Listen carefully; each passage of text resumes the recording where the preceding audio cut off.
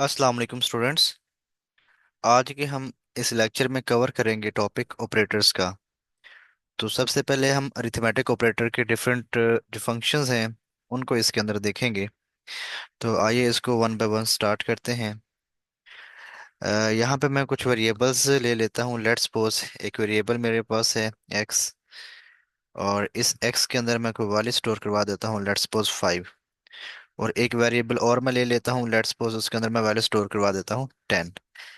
तो basic arithmetic operators हैं, उनको हम यूज करते हुए प्रिंट फंक्शन के अंदर इनकी आउटपुट को जो है वो देखते हैं और वेरीफाई करते हैं कि इन ऑपरेटर का फंक्शन क्या है। तो हमारे पास हम सबसे पहले एडिशन करते हैं। तो एडिशन के लिए हम यहाँ पे लिखेंगे एक्स प्लस वाई। स्टूडेंट, सबसे पहले हम फाइल को सेव करेंगे।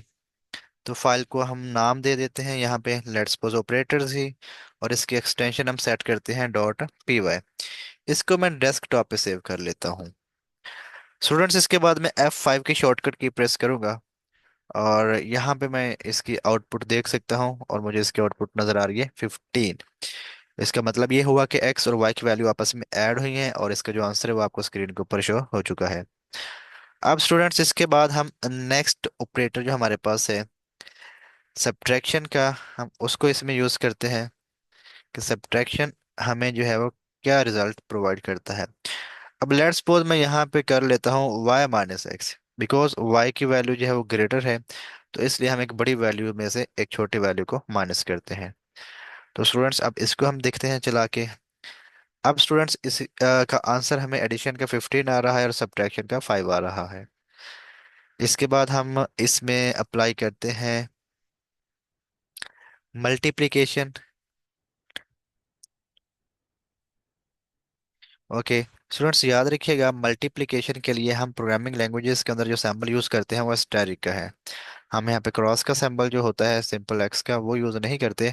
हम स्टैरिक के सिंबल को यूज करते हैं फॉर मल्टीप्लिकेशन पर्पस।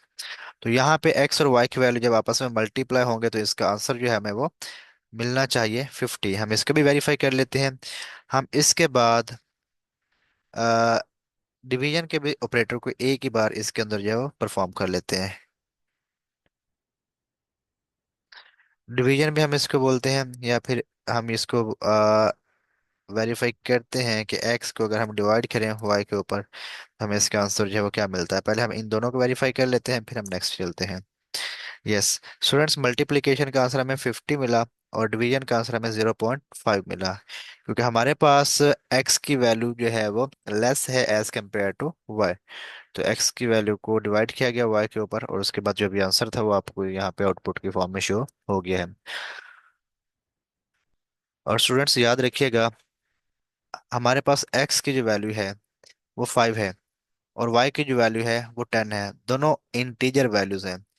लेकिन जब हम इन दोनों इंटीजर वैल्यू के ऊपर डिवीजन का ऑपरेटर परफॉर्म करेंगे तो हमें इसका जो आंसर है वो देन भी फ्लोट में ही मिलेगा।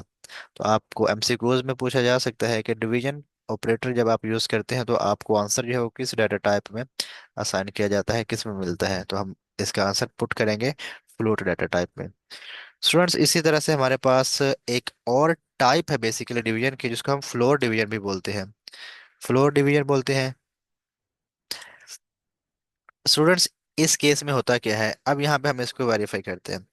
हम यहाँ पे x divided by y। Students, यहाँ पे आप डबल फॉरवर्ड स्लैश को पुट करेंगे, जो कि यहाँ पे रिप्रेजेंट कर रहा है फ्लोर डिवीजन को। और फ्लोर डिवीजन का आंसर जो है वो हमें इंटीजर पार्ट में मिलेगा। कैसे, पहले मैं इसका आपको आंसर दिखाता हूँ, देन मैं इसको आपको एक्सप्लेन करता हूँ कि इसका आंसर जो है वो हमें क्यों मिला। स्टूडेंट्स, यहाँ पे आप देख सकते हैं इसका आंसर हमें मिला 0, जबकि डिवीजन जब आपने परफॉर्म की थी तो इसका आंसर हमें मिला था 0.5।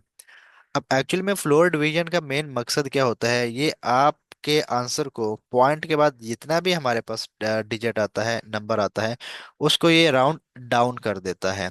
मीन्स के पॉइंट के बाद जो भी नंबर होगा उसको ये राउंड डाउन कर देगा। तो 0.5 आंसर था, तो 0.5 को इसने राउंड डाउन किया, तो इसकी आउटपुट जो है वो इसने 0 दिखा दी। हम एक और एग्जांपल भी लेके इसको वेरीफाई करते हैं। अब लेट्स सपोज मैं इसी लाइन को यहाँ पे कॉपी करता हूँ, और यहाँ पे मैं वैल्यूज को चेंज करता हूँ, मैं एक्स वाई को यूज नहीं करता, मैं यहाँ पे कोई डिफरेंट वैल्यूज को यूज करता हूँ। लेट्स सपोज मैं 15 को डिवाइड करता हूँ जी, लेट्स सपोज 4 पे। अब इसका हम देखते हैं कि हमें आंसर यहाँ पे क्या असाइन होगा। तो यहाँ पे स्टूडेंट्स आप देख सकते हैं कि इसका जो आंसर है हमें वो असाइन किया गया है 3.75। अब 3.75 असाइन किया गया है क्योंकि यहाँ पे हमने डिवीजन लगाई है। लेकिन अगर मैं यहाँ पे फ्लोर डिवीजन अप्लाई कर दूंगा, मीन्स के डबल डिवीजन का सैंपल पुट करूंगा, अब फ्लोर डिवीजन जब हम लगाएंगे तो स्टूडेंट्स यहाँ पे हमें जो इसका आंसर है वो कुछ चेंज मिलेगा। यस, अब यहाँ पे आप देखें, यहाँ पे इसका आंसर जो हमें वो ओनली 3 मिला। इसका मतलब ये हुआ कि पॉइंट के बाद जितना भी पार्ट था उसको ये इग्नोर करता है, और आंसर जो है वो आपको हमेशा इंटीजर में रिटर्न करता है। जिस तरह से आपको सिंपल डिवीजन जो है वो फ्लोट में आंसर रिटर्न करता है, इसी तरह से हमारे पास जो फ्लोर डिवीजन है वो आपको जो आंसर है वो इंटीजर पार्ट में रिटर्न करेगा, और पॉइंट के बाद जितना भी पार्ट होगा ये इसको क्या कर देता है, स्किप कर देता है। स्टूडेंट्स यहाँ पे इसके एक और वेरिएशन है, हम उसको भी यहाँ पे वेरीफाई करते हैं। अब यहाँ पे स्टूडेंट्स एक चीज आपने नोटिस करनी है। अब यहाँ पे मेरे पास वैल्यू है 15.0, और यहाँ पे हमारे पास दूसरी वैल्यू है ओनली 0। स्टूडेंट्स देखा जाए तो हमारे पास 15 और 15 हो या 15.0 हो, एक्चुअल वैल्यू जो है वो हमारी सेम ही रहेगी। 15.0 हो या ओनली 15 हो, वैल्यू सेम ही है।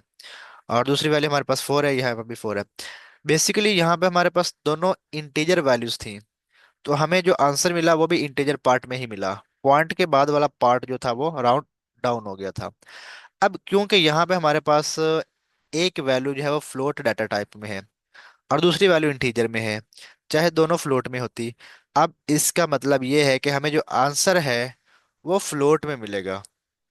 अब स्टूडेंट्स हमें यहाँ पे आंसर जो है फ्लोट में मिलेगा, लेकिन पॉइंट के बाद जितना पार्ट होगा वो भी स्किप हो जाएगा। मैं यहाँ पे इसको same as it is print करता हूँ सिंगल डिवीजन के साथ भी।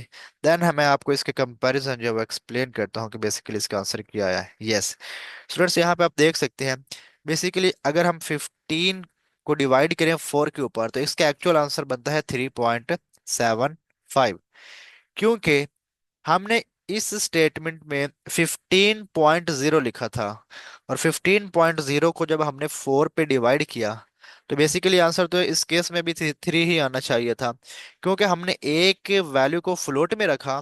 तो इसलिए अब इसने क्या किया है, आंसर जो है वो हमें फ्लोट में ही रिटर्न किया हुआ है। इस केस में भी पॉइंट के बाद वाला जितना भी डिजिट था जो कि 75 आ रहा था उसने इसको इग्नोर किया, क्योंकि एक डेटा टाइप हमारे पास फ्लोट की थी, और वो फॉर्मेलिटी को पूरा करने के लिए उसने पॉइंट के साथ क्या पुट कर दिया, 0 पुट कर दिया। तो स्टूडेंट्स इसका सिंपल आंसर हमारे पास ये है कि जब हम फ्लोर डिवीजन को यूज करते हैं और दोनों वैल्यूज हमारे पास अगर इंटीजर टाइप की होंगी तो आंसर भी आपको इंटीजर में ही मिलेगा, पॉइंट के बाद वाला पार्ट सारा का सारा राउंड डाउन हो जाएगा। स्टूडेंट्स अगर हमारे पास एक वैल्यू इंटीजर की है, दूसरी वैल्यू फ्लोट की है, अब इसमें भी राउंड डाउन तो जरूर होगा। आंसर इसका भी हमारे पास 3.75 ही बनता है। लेकिन जब ये राउंड डाउन इसको किया गया तो ये हमारे पास हो गया 3। अब क्योंकि एक वैल्यू हमारे पास फ्लोट डाटा टाइप की थी तो इसलिए राउंड डाउन तो किया, लेकिन इसके साथ उसने 0 भी यहाँ पे पुट करके इसका जो आंसर है वो बेसिकली उसने फ्लोट में हमें रिटर्न किया। अगर स्टूडेंट्स हम यहाँ पे देखें, इसमें हमारे पास दोनों वैल्यू इंटीजर डाटा टाइप की हैं। अब जब इंटीजर डाटा टाइप की वैल्यूज के ऊपर हम ये ऑपरेशन परफॉर्म करेंगे तो यहाँ पे हमें जो आंसर मिलेगा वो भी ओनली इंटीजर में ही मिलेगा। तो बेसिकली ये फ्लोर डिवीजन की थोड़ा सा हमारे पास डिफरेंस था कि सिंपल डिवीजन और फ्लोर डिवीजन में क्या फर्क है। आइए स्टूडेंट्स इसके बाद हम नेक्स्ट ऑपरेटर को एक्सप्लोर करते हैं, जो कि हमारे पास है मॉडुलस ऑपरेटर। और मॉडुलस ऑपरेटर को बेसिकली हम यूज करते हैं जब आपने अपने प्रोग्राम के अंदर दो वैल्यूज को डिवाइड करके रिमाइंडर को कैलकुलेट करना हो। मॉडुलस भी हम इसको बोलते हैं, या फिर हम यहाँ लिख देते हैं रिमाइंडर वैल्यू। तो अब इस केस में होता क्या है, लेट्स सपोज हम यहाँ पे वैल्यू पुट करते हैं 15, या मैं यहाँ पे लेट्स सपोज वैल्यू लेता हूँ 19, एंड मॉडुलस ऑपरेटर अप्लाई करते हैं और लेट्स सपोज 4। 19 को डिवाइड किया जाएगा 4 के ऊपर, और जो रिमेनिंग वैल्यू बचेगी वो हमारे पास इसका आंसर होगा। अगर हम यहाँ पे मैनुअली इसको कैलकुलेट करें तो बेसिकली आंसर क्या आना चाहिए, 4 4 जा 16, और रिमाइंडर वैल्यू यहाँ पे 3 आनी चाहिए। तो हम यहाँ पे इसका आंसर को वेरीफाई करते हैं कि क्या हमें इसका आंसर यही मिला है। यस, हमें यहाँ पे एग्जैक्टली इसका आंसर यही मिला है। स्टूडेंट्स एक चीज याद रखिएगा, मॉडुलस ऑपरेटर को हम ओनली अप्लाई करते हैं इंटीजर वैल्यूज के ऊपर। तो हमें इसका आंसर जो है वो भी इंटीजर में ही मिलता है, इसलिए हम इसको इंटेग्रल डिवीजन भी बोलते हैं कि हम इंटेग्रल डिवीजन जब आपने करनी हो तो वहां पे हम मॉडुलस ऑपरेटर को यूज करते हैं। स्टूडेंट्स इसके एक और वेरिएशन मैं आपको शो करवा देता हूँ। बेसिकली हमारे पास जो मॉडुलस ऑपरेटर है, मॉडुलस ऑपरेटर में अगर हमारे पास पहली वैल्यू जो है वो दूसरी वैल्यू से बड़ी हो, देन तो आपको आंसर जो एग्जैक्टली वही मिल जाता है। अब लेट्स सपोज मैं यहाँ पे वैल्यूज को करता हूँ चेंज। अब मैं यहाँ पे पहली वैल्यू को पुट करता हूँ लेट्स सपोज 9, और दूसरी वैल्यू को मैं यहाँ पे बढ़ा के लिख देता हूँ लेट्स सपोज 12।